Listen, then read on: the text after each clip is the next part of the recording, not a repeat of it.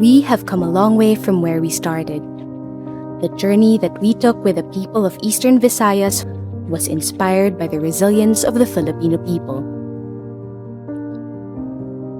The European Union, through UNDP, has been instrumental in this journey with their various interventions for recovery and rehabilitation. Community evacuation centers were developed in consultation with the local government units and their respective communities. They act as a temporary safe refuge for families during extreme weather events through the provision of a solar power system, sanitation, and hygiene facilities.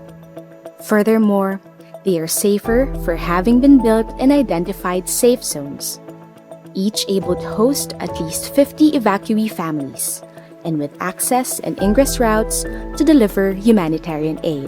When the standard evacuation center that UNDP has built gave idea on us on how are we going to build our evacuation centers para at least safe din yung mga i-evacuate namin.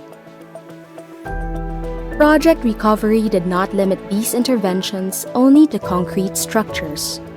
Instead, the project complemented these efforts with permanent structures in coastal zones. In particular, reforestation and rehabilitation of mangroves to help dissipate the force of waves coming in from the sea during storms. Ini na mga mangroves usa ini nga proteksyon na namong barangay. Asya naman ini nagkamayada kami rehabilitasyon. Kaya kung para may disaster na maabot, nga diri ang dagat masakup haamon, matamaan ay kumbaga hiya dinhi nga mga mangroves. These rehabilitated mangroves serve not only to protect coastal areas. Communities such as Barangay Caridad also harness the potential of the mangrove forest as an ecotourism site.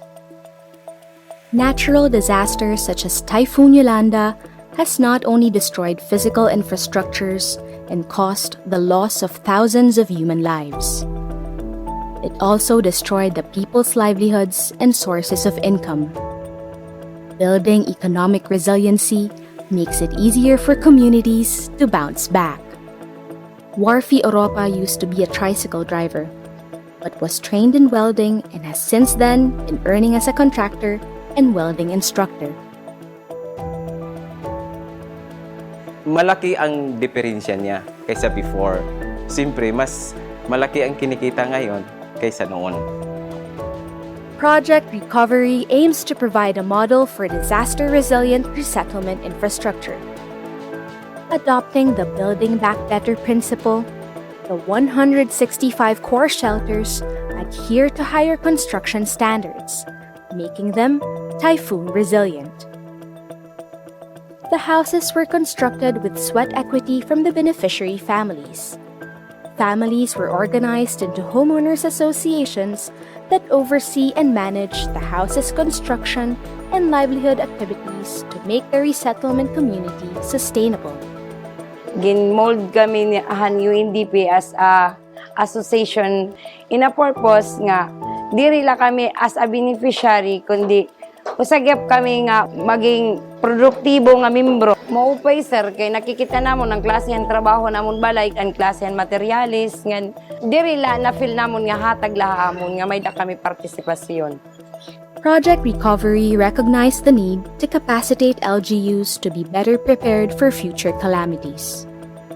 Capacity building, disaster risk reduction and management are all components of developing and enhancing institutional resiliency.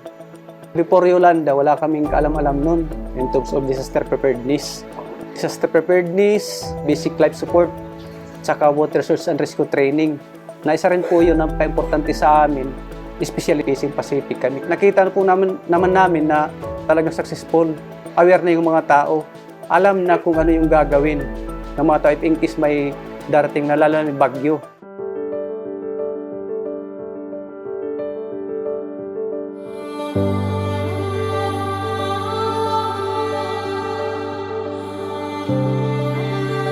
It will not be easy to forget our experiences here. We have a long way to go, but the worst is behind us.